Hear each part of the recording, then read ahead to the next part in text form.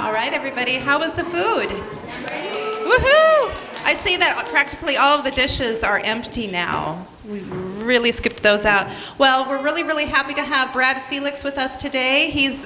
We're really glad to have him part of our potlucks and part of our vegan community. He's got a lot of passion and joy for cooking, and he's a fantastic cook. So today, Brad is going to give us an overview of gluten, seitan, and meat replacements, and he will teach us how to prep, flavor, and cook plant-based sausage, chicken, and beef seitan. Let's go ahead and give him a welcome.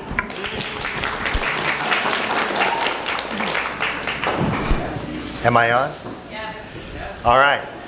Okay, so for the vegans out there, you probably had this conversation with somebody, a meat eater that you know, a friend or family member, where you talk about the lifestyle and about how you eat and how good it is for you, how good it is for animals, how good it is for the planet, and they nod knowingly the entire time. Oh yeah, that's great, oh yeah, I know that.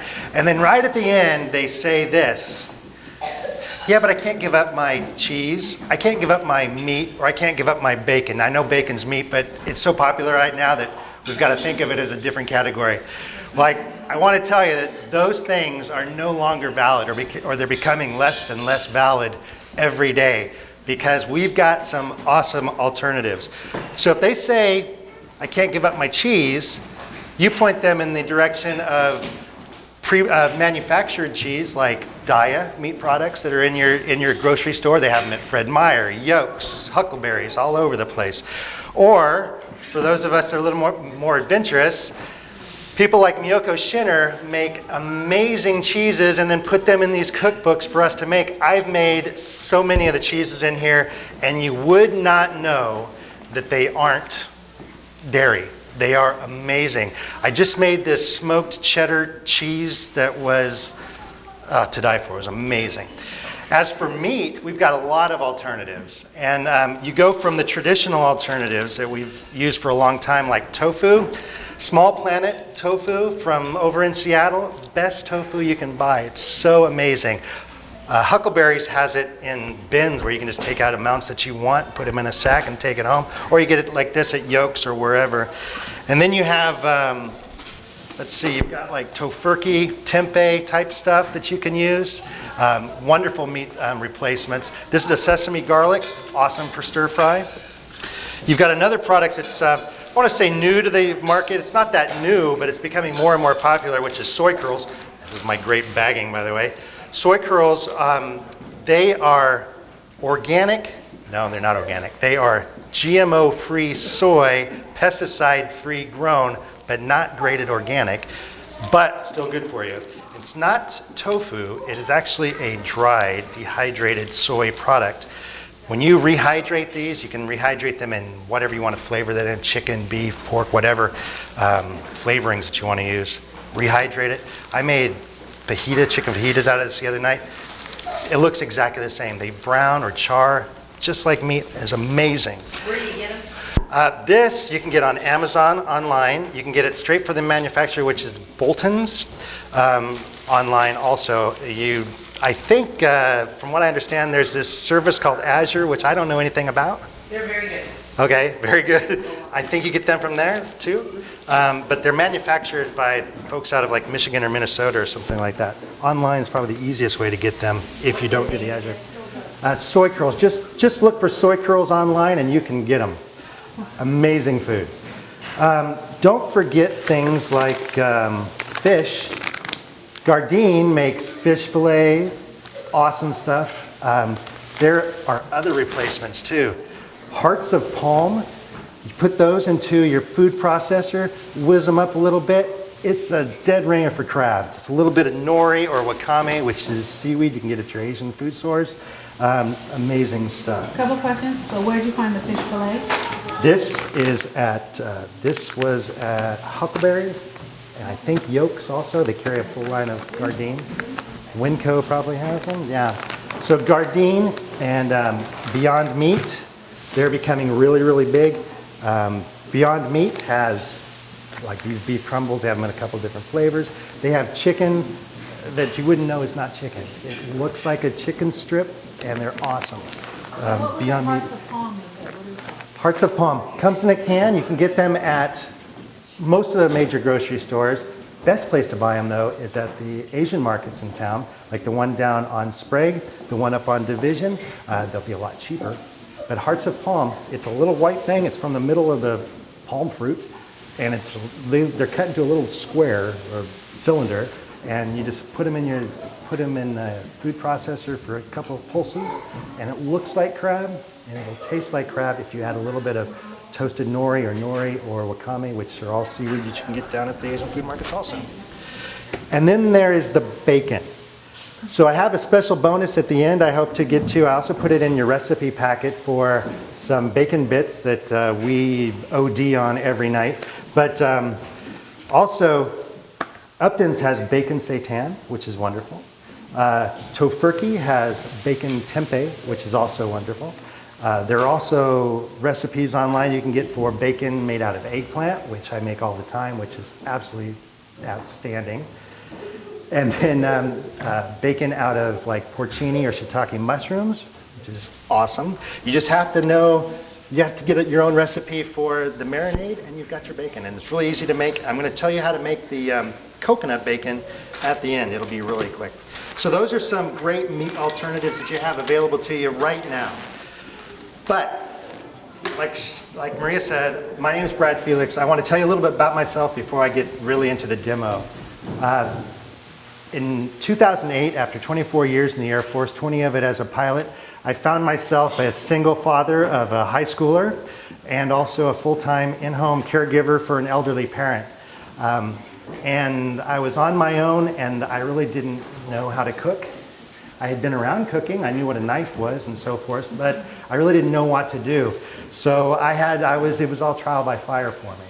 So I started cooking, and everything in the beginning came out of a box and out of a thing where you opened up a bag and you put in some water and you simmered this and you added the second thing, and there it was, your meal was made. And eventually I realized I really liked cooking, and I started adding more and more things and weaned myself off of the boxes. I was also 60 pounds heavier than I am now. I had been on medication for severe acid reflux.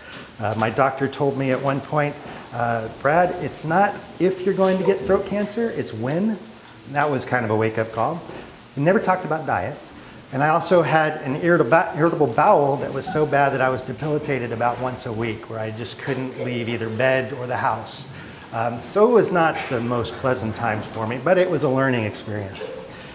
So I cooked more and more and more. And I found that I loved it as much as I loved flying when I was a pilot.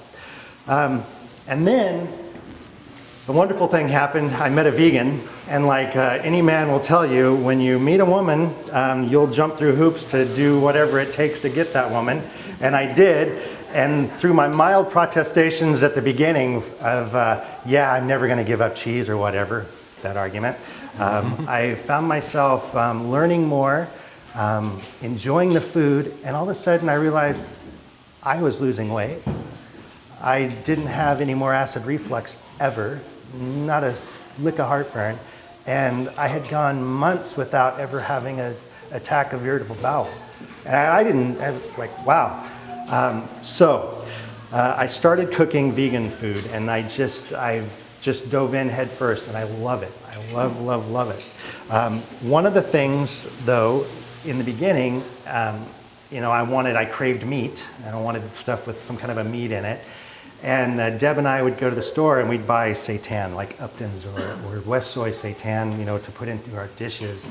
And Deb would say, well, I've tried making my own, but you can make it at home, but mine always comes out like brains. And so I didn't really know what that meant, so I was kind of scared. And then one day she said, you should really try it. And I said, okay, I'm going to try it. And she was gone working, and I decided I was going to try some while she was gone, and there would be no witnesses to see how bad I messed it up. And I made it, and it worked. I was like, whoa, hey, this is pretty good. And we had it for dinner that night. And she said, oh, wow, this is really good, Brad. And I was like, yeah. So then it was like seitan every night. Hey, well, let's have macaroni and cheese. Yeah, and I could put some seitan in that. And I was just saying, every night I was making seitan, so I loved it. So it just became a part of my life, especially for my transition from being a carnivore to being vegan. So I want to share with you some seitan recipes. I'm going to demo 3 different ways to prepare seitan. And then at the end, we'll talk about some bacon, which is important. So the first type I'm going to talk about is a traditional seitan. Seitan was made by Buddhist monks, apparently. And they wanted their folks to eat vegetarian, stop killing animals and eat vegetarian. So they developed this seitan in Japan. The word actually means perfect protein. And it is, almost. In its regular form, which is just gluten and water or soy sauce, it's not actually a pure protein or a perfect protein. It lacks lysine, which is one of our amino acids that we have to get in order to be a complete protein. So gluten lacks lysine. But we're going to talk about how we make seitan today and how that problem goes away. So you can follow along if you have the recipes in front of you. The first one, traditional seitan, which is a simmer method, it goes like this. So you're going to take about 2 cups of vital wheat gluten. Vital wheat gluten in bulk at Winco or through Bob's Red Mill or bulk at Fred Meyer, Huckleberries, wherever. It's great stuff. About 2 cups or so. It's going to be about 2. And then about a half a cup of nutritional yeast. Now this is where we talk about a complete protein. Nutritional yeast has lysine. Also, the one at Fred Meyer is vegetarian. Now, and the reason I say that is because most nutritional yeast are fortified nowadays. They're fortified with vitamins and with B12. Vitamin B12 also. B12, most of you know, most of it, a lot of times it comes from animal sources. This one does not come from an animal source. It's all synthetic B12. So you get lysine, you get all kinds of vitamins, and you get the B12, which everybody says, oh, vegans, we have to have our B12. Yes, we do, and yeah, look, right there, it's in your seitan. So about half a cup of nutritional yeast. All right. Okay, and to that, you're going to add a little bit of onion powder, a little bit of garlic powder. For flavoring. Now here's the wonderful thing about seitan is you can flavor it however you want to flavor it. You're going to whisk that until it's nicely combined. And then you're going to add wet ingredients. This is going to be about a cup or so of veg broth. Now you want to have about a half a cup in reserve because depending on the quality of your vital wheat gluten, it may take a little bit more moisture to really get it incorporated. And then you're going to have a couple tablespoons of soy sauce. And you're not going to be able to get it open. Okay.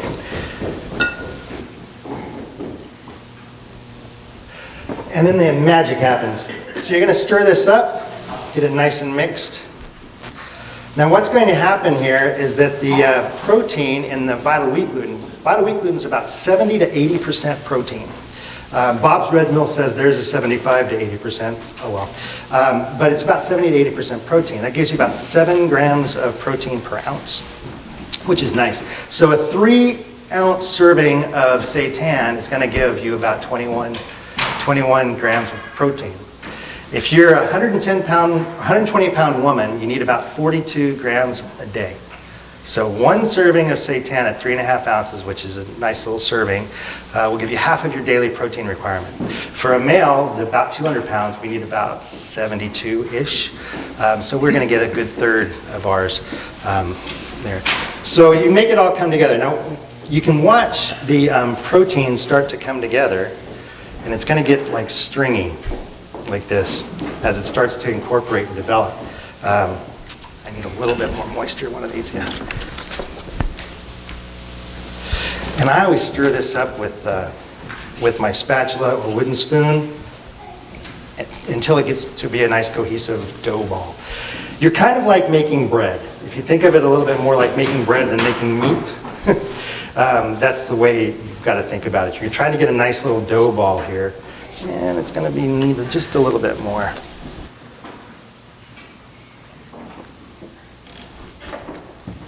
All right, I've got there. So when it gets to this stage here, I'm not going to be able to get it anymore with my spatula. You want to knead your seitan for about 2 to 3 minutes. Now, the protein develops, and the longer you knead it, the more the protein is going to develop.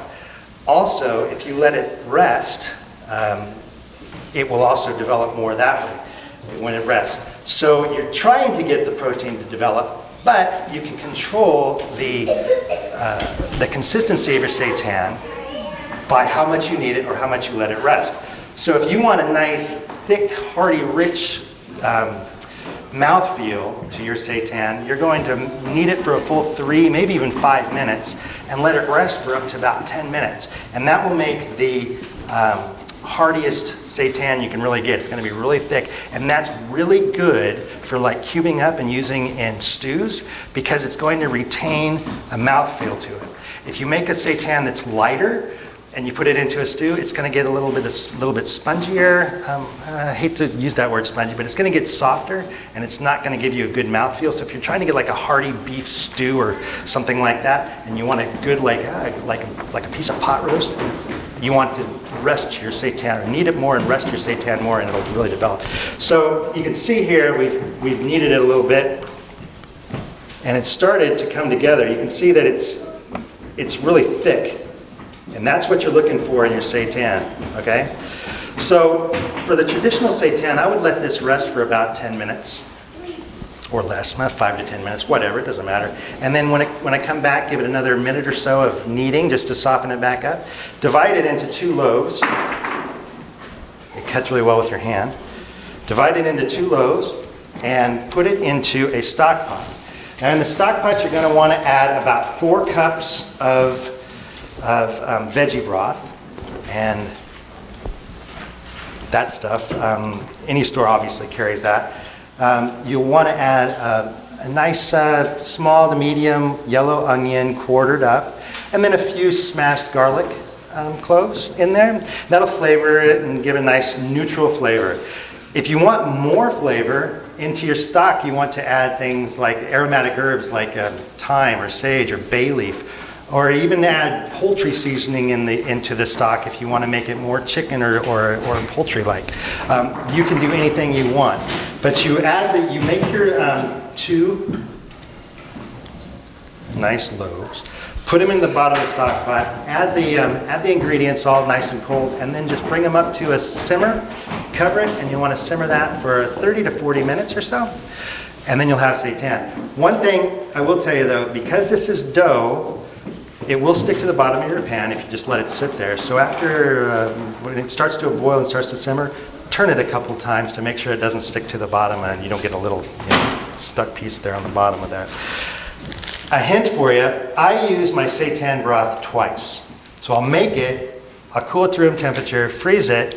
The next time I'm making traditional seitan, I just defrost this. I had a little bit more veggie broth to bring it up to about 4 cups worth, maybe another little bit of fresh onion or garlic into it, and cook it again. So I use it twice, saved me a little bit of money, and it works really nicely. Cook that covered for, like I said, about 30 to 40 minutes, and you got yourself a nice loaf of seitan. And when you're done, you're going to have something that looks, this is a small one. He looks a little brainy, but like that. This is a real thick, rich seitan. It's not light at all.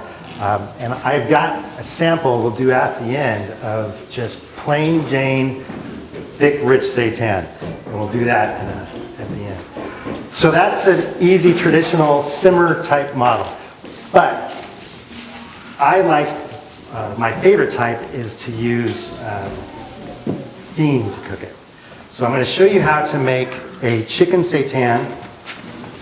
The seitan you're making, what about calories? I mean, is someone eat like crazy? I will tell you about calories. So a piece of steak, like a porterhouse or something like that, has just a little bit more protein than a piece of seitan. Let's say about 3 ounces. So seitan is about 21 grams of protein. The steak may be around 24 to 25. A higher protein steak, like a ribeye, might have about 30. But the steak is going to have anywhere from about 300 to 350 calories in the same amount of serving. Your seitan has 120. So you're getting a lot less calorie, which is awesome. Also 0 saturated fats, which is also great. So yeah, so you're on the win scale when you're using seitan instead of as a meat replacement. So chicken seitan.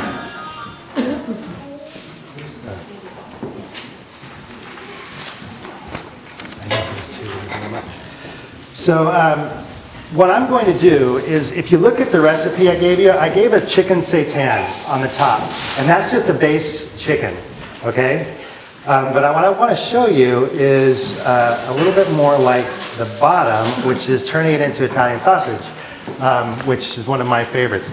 Now for the chicken, I've got a sample of like a chicken fried chicken steak up here. We can have it at the end.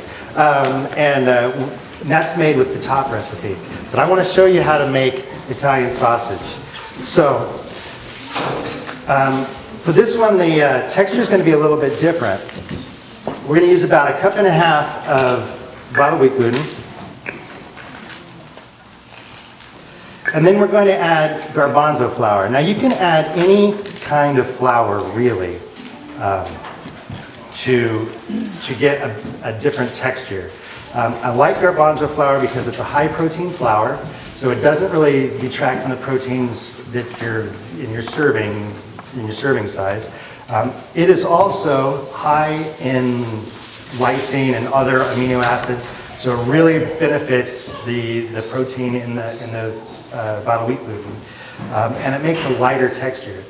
Some other great flours to use are quinoa flour, brown rice flour. If you want an even lighter texture, you can use sweet rice flour, which you can get at the Asian stores, or sticky rice flour, if you want to call it that. And that's a real light, like airy flour, and it'll really make a light seitan that would be really good for pulsing and making into like a ground, like pork sausage or something that way.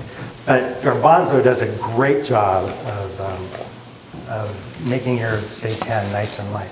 So we're going to do, we did the 1.5 cups of bottled wheat gluten, about 1/3 cup of garlic flour.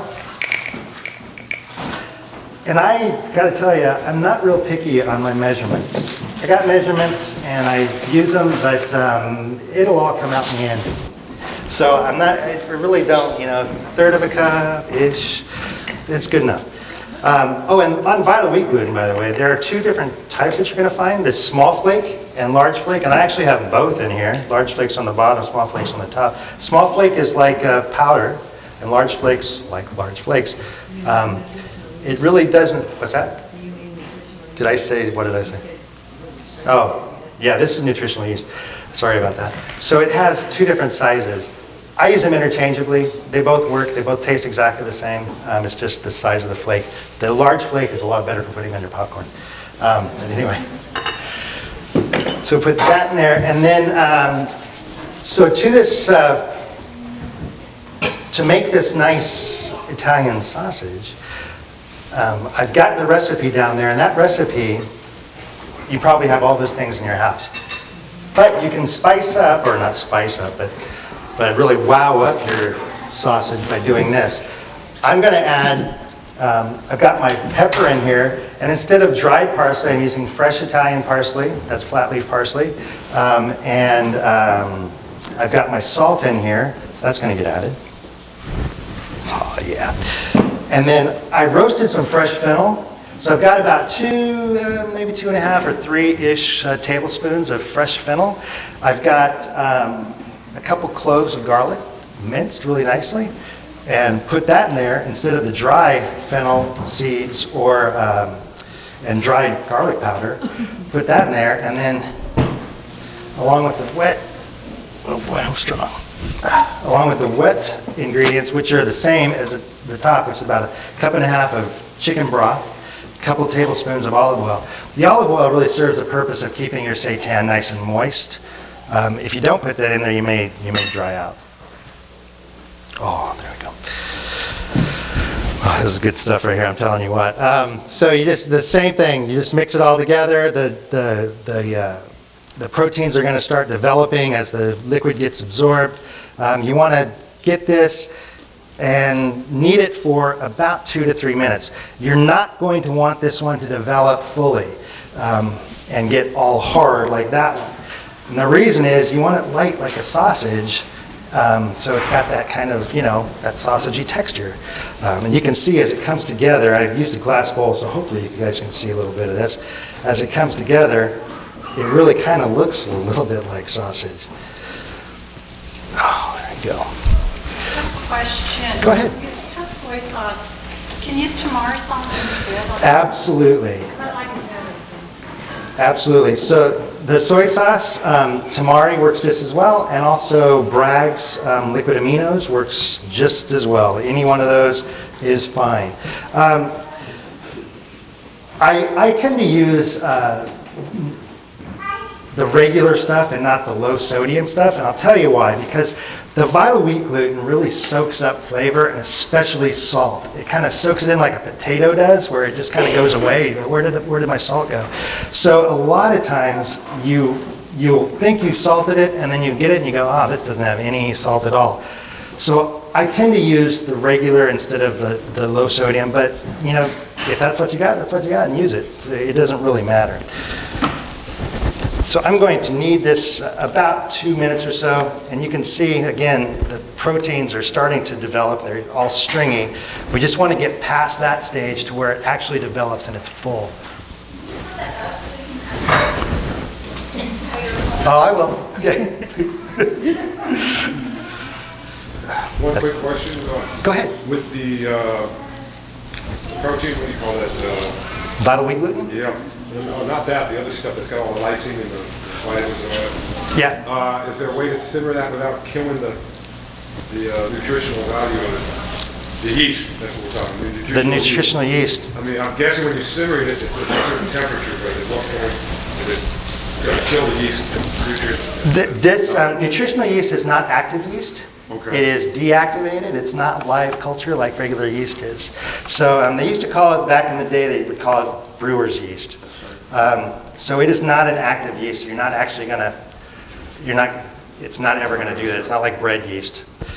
So that's what you're looking for. So again, you can see that it kind of develops and it's got some feel to it. But I don't want to go too much farther than this because this is now sausage.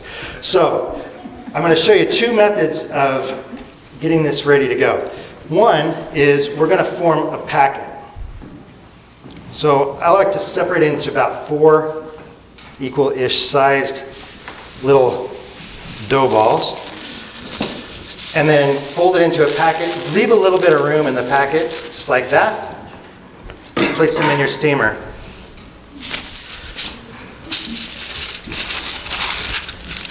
Again, just a little bit of room in there. It expands as it cooks. But here's another one that's magic. So you take a bit, about a palm-sized portion, like this, and then get a nice 8 to 10 inches of foil. Start forming it into a little hot dog,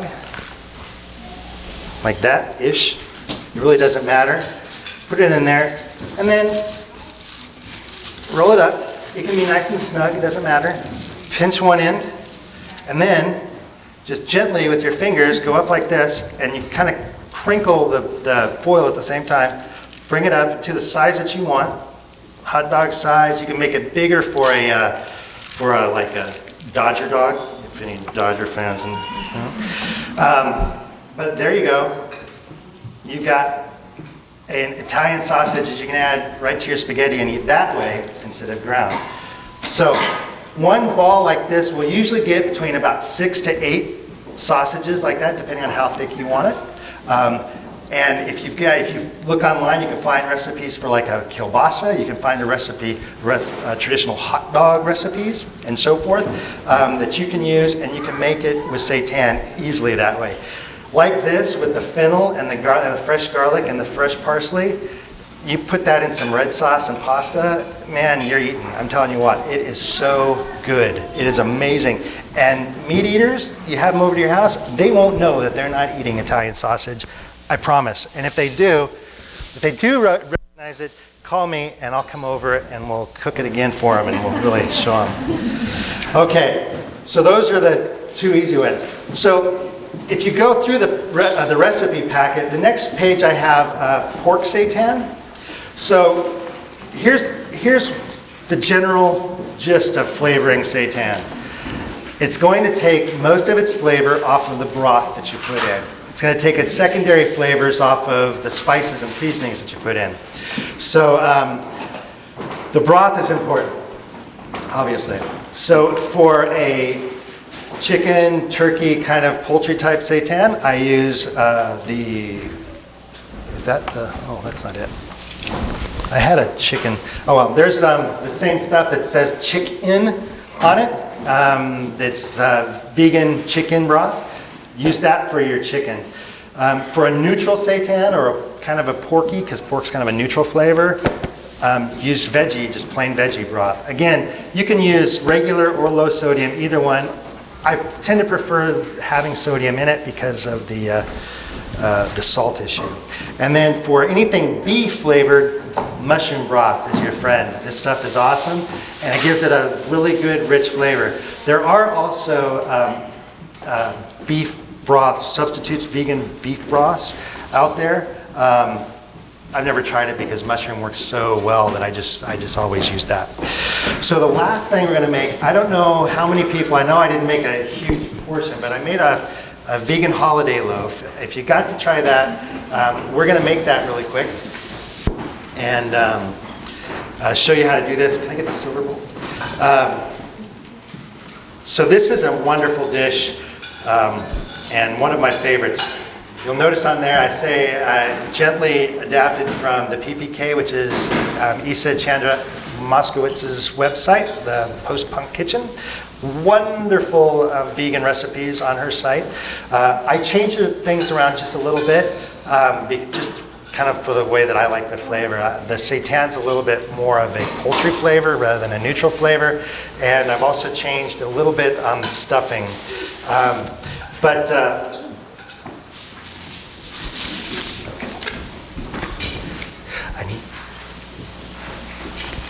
I got to get my recipe out.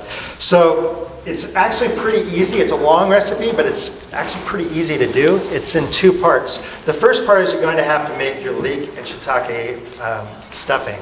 So for that, you're going to chop up 2 leeks in half moon, nice thin half moon strips, about 6 ounces-ish of shiitake mushrooms. I think at Fred Meyer, you get the shiitake mushrooms in a thing, and they're like 3.5 ounces in a little packet, so 2 packets worth-ish.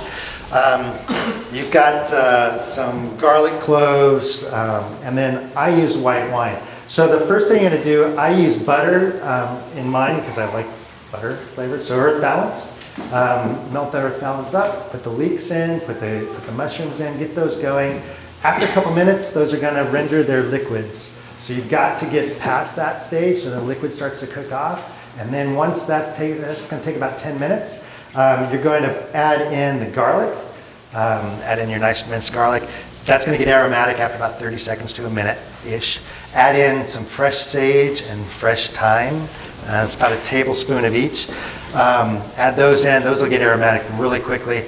And then add in the breadcrumbs. For breadcrumbs, so breadcrumbs are actually a problem for vegans.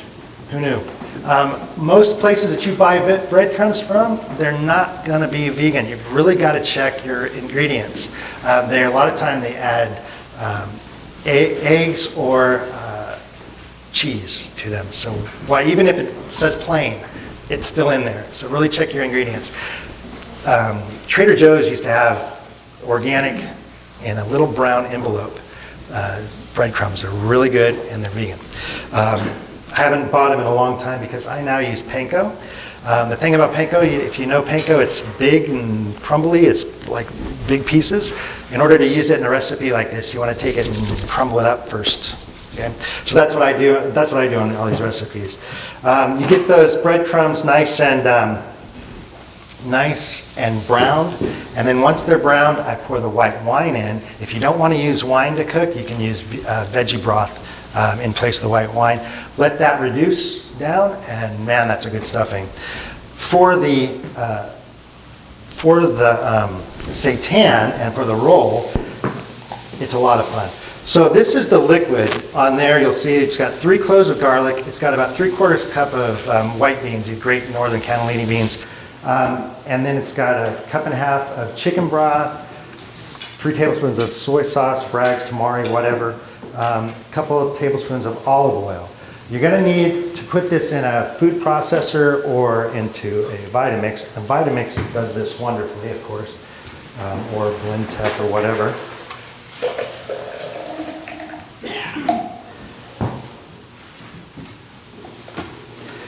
It's going to get loud for a second, sorry.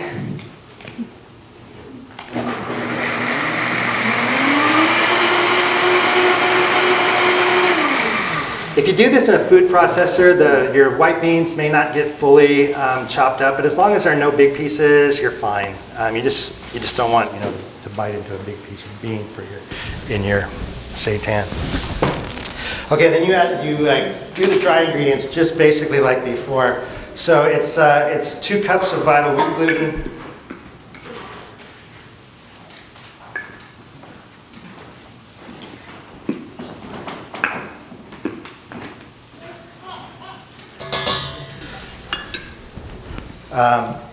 And then you've got about a 1/3 cup of nutritional yeast.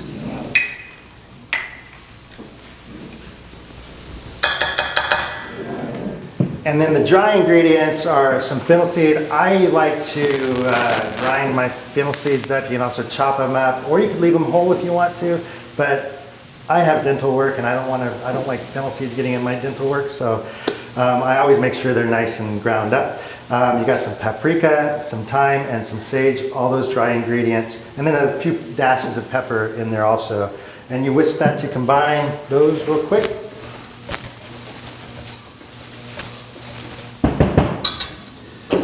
And once that, I make a little, you make a little well in the middle and add the liquid.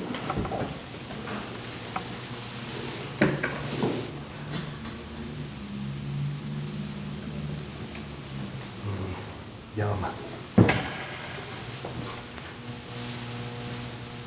So, how was the loaf? Anybody? Delicious. I love that stuff. I took that to a family Thanksgiving last year with all my carnivore relatives, and they ate it up. Another thing, we left a little bit in reserve. We had maybe 6 inches-ish of it, and we put it in the freezer, with all good intentions. And about 6 months later, Deb was cleaning out the freezer, and right there in the back, she was like, "Oh my God, we've got this loaf from Thanksgiving back here still frozen. I wonder if it's any good." What the heck, let's give it a shot. So 6 months after, we took that, we heated it up, and we made sandwiches out of it, and it was fantastic still. I couldn't believe it. So the stuff really keeps in the freezer. All right. So on this one, you're going to want to let the proteins really develop in there. So you want to give it a good 3 minutes or so of kneading, because you're going to be kind of flattening this out and making it into a sheet in order to roll it up, make that roll. So, what do you guys want to talk about? Talk about your Vitamix. Is he allowed to? Vitamix is wonderful. Would you buy, you have a different kind than here's a little wider. I just know that I've looked online and I found that this one at the best price I could find. Yeah, it is. It's the best thing we've done. It's great for cooking. We make everything. So we use it every day. Do you really think it's worth having a Cuisinart and the Vitamix? We have a KitchenAid, a Cuisinart, and a Vitamix, and we use the Vitamix more than any of them. Is the KitchenAid just a The basic what's the stand mixer? Stand mixer, yeah. So I love it. I use it all the time. We use it in the morning for my nephew's staying with us right now. We use it in the morning to make him a protein shake before he goes to school. We use it at night to make dinner. We're constantly using it. We have it for cheese. We make all of our cheeses in there. Go ahead. I have a question. Yes. I see some recipes that they cook seitan in the oven versus simmering on the stove. What's the difference? So this one is cooked in the oven. So here's the thing. You can simmer it in broth. That's one way to do it. You can steam it. You can also do it in the oven. When you cook seitan in the oven, not stuffed, just regular seitan, not like this loaf, it will dry out a little bit, okay? But that's good, especially there's a recipe, I'll get it to these guys. We'll get it incorporated and maybe into the thing for ribs. And you make seitan, you basically do the same thing I'm going to do here. You kind of make a sheet of seitan and you bake that for 20 to 30 minutes-ish. And it dries out a little bit. It gets a little bit spongy. But when it's spongy, it just wants moisture. You make yourself a nice Memphis barbecue sauce. You put that on there like that. It just sucks it all in. And then you make yourself a rib sandwich or just serve it as ribs like that. And it's wonderful. It's good stuff. So you can make it in all kinds of different ways. So for this one, this is nicely developed. So all I'm going to do is make this into a sheet around a foot square or about a foot by 10 inches or so. But the protein has a memory, so it's going to constantly fight against you. So you got to keep working it and working it and working it. I'm just fortunate I have my my cutting board here is about the same size I need. So you just work it out. If it tears, you just kind of pinch it back together. It'll go back together nicely, just like dough. And you're trying to make about a rectangle, 12 by 10, or maybe a 12 by 12 square, just something in that neighborhood.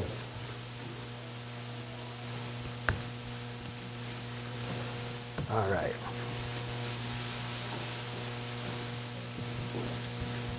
You could also use a rolling pin if you're averse to using your hands. I love working with this stuff. It's like being at kindergarten and working with the Play-Doh again. At my age, any memory of kindergarten is a good memory. So, something like that-ish, okay? Good enough will work. Then you take that stuffing you made. You want to let it cool down so that you can work with it with your hands. This is cold, but it'll work. And then you're going to put it in here about 2 inches away from you, from the edge. And you want to leave some extra seitan on each side this way so that the stuffing doesn't come out because you're going to seal those ends. All right. And get this stuff nice and firm in there, okay? You don't want it to be loose, so make a nice little firm column of stuffing like that. So you've got room on each end, you've got room out here on this side in front of you. And what you'll need are, I need 218, one more of these. In front of you, you'll need about 2 18-inch-ish sheets of foil. Use good foil. I went to the dollar store trying to save money, and I bought foil from the dollar store. And I ended up using about 3 times as much foil on everything. I don't think I saved any money. So you put your sheets out in front of you, have the one away from you overlap the one closest to you because you're going to roll kind of into them like that. And then you roll this sucker.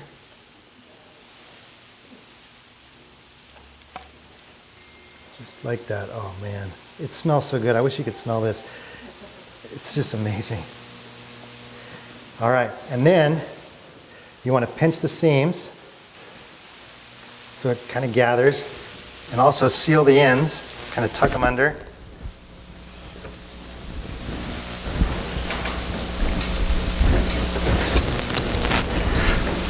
Down here, and roll that sucker up. Make it into a Tootsie Roll on the ends. And you got yourself Thanksgiving ready to go. So my Thanksgiving's ready. You bake that in 350, I believe, yeah, 350 oven for, it's going to take between an hour and an hour and a half, and it just kind of depends upon how constant your oven keeps the temperature and so forth. So I say to cook it for an hour and a half. but at an hour you want to check it, and you can just pinch it with your tongs or with your hand, push it with your hand or something. If it's nice and firm, it's done. But if it gives it all, it's not done yet, so you want to cook it longer. I wouldn't cook it over 90 minutes though. You can prepare this a day, a week, a month beforehand if you want to. You can freeze it, you can put it in the fridge a few days, and then before Thanksgiving, before your meal, you just put it in the oven at 350 for about 30 minutes-ish, just to heat it back up, and it's ready to go.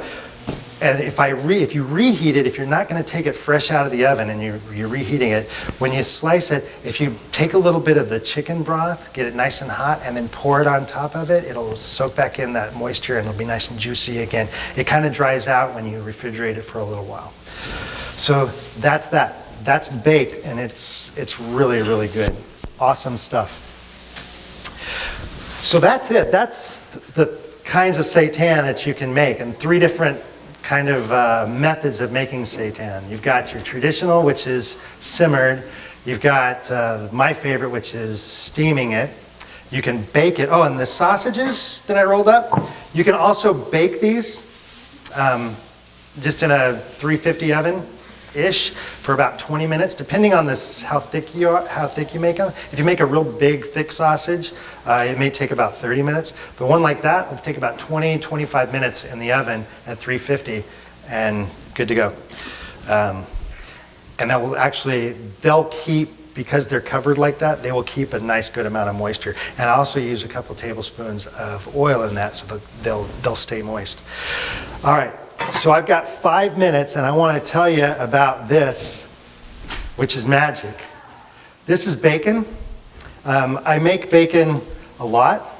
My sister-in-law and my nephew have become bacon converts. So I have the recipe at the back of the page, or the beef page, on the bottom of the beef page. So it's actually really easy to make.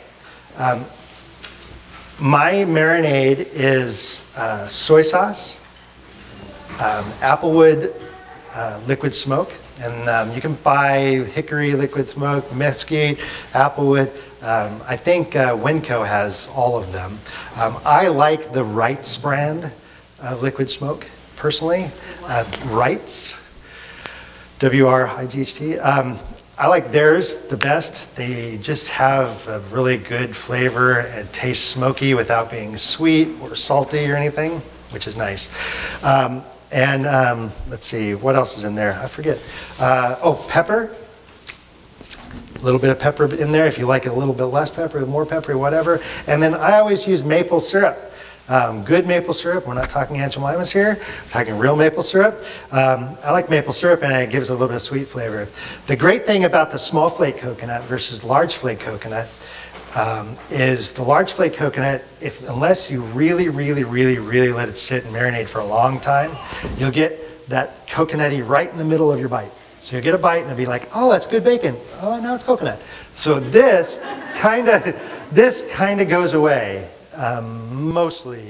I mean, it's still coconut, so you're still going to get a little bit of sweetness to it. But since they're so small, it just retains sweetness rather than coconut. Does that make sense? Anyway, it has become one of our little traditions that we have once a week. We have baked potato night, just so we can overdose on bacon. This stuff is awesome.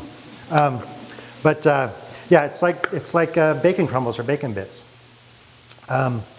So once I make the marinade, you put in the coconut, and then you just stir it, and it's going to become almost like a paste. You just stir it, and you just let it sit. The longer you let it sit, the better it becomes. At least 30 minutes at room temperature. Excuse me. You can put it in the fridge, and you can marinate it overnight if you want to. And then I use a 8x8 glass baking dish to cook it in. At lower heat, about 325, and you put it in there, and it's going to take 30 minutes-ish. It's all just kind of a wag. You just kind of watch it. But what you want to do is every 10 minutes or so, you want to scrape down the sides. It won't stick if you scrape down the sides every 10 minutes and you rotate them. And what happens is you'll see that the outside becomes like dark and really caramelized, and the inside's still a little bit lighter. You do that, and then And by the end, you have this stuff that's got some darker and lighter, and it's just got different flavors. Every little bit has different flavors of bacon. And it's wonderful. I used that on the sliders. I actually put that inside the beef for the slider recipe that I had. I just made it up. I just threw it together and said, I'm going to try some bacon in there. And put the bacon in there, and it came up pretty nicely. I thought, I had one before I came here. It tasted good. The only problem with the potluck is nothing's really fresh anymore by the time I get here. That's kind of a bummer, but yeah, that's it. So I'll have you, if you want samples, I have, like I said, just the plain Jane, thick, rich one. It's got a real heavy mouthfeel. You can see the difference visually between the sausage one and this one. I've got a fried chicken steak that's breaded with panko crumbs that we seasoned ourselves. And then this other one is andouille sausage, which is on the pork page, I think, yeah. That one has a little bit of spice to it. If you don't like spicy at all, it may have a lot of spice to it. It has very little spice, according to me, but my wife thinks that it's the spiciest thing she's ever had. So I welcome you to come up and sample those. Anybody have any questions about this stuff? All right. All right, well, thanks, Brad, very much. Everybody can come on up and have some samples. And I want to remind you that our next potluck is December 21st. We're having a baking demo. So watch that invitation.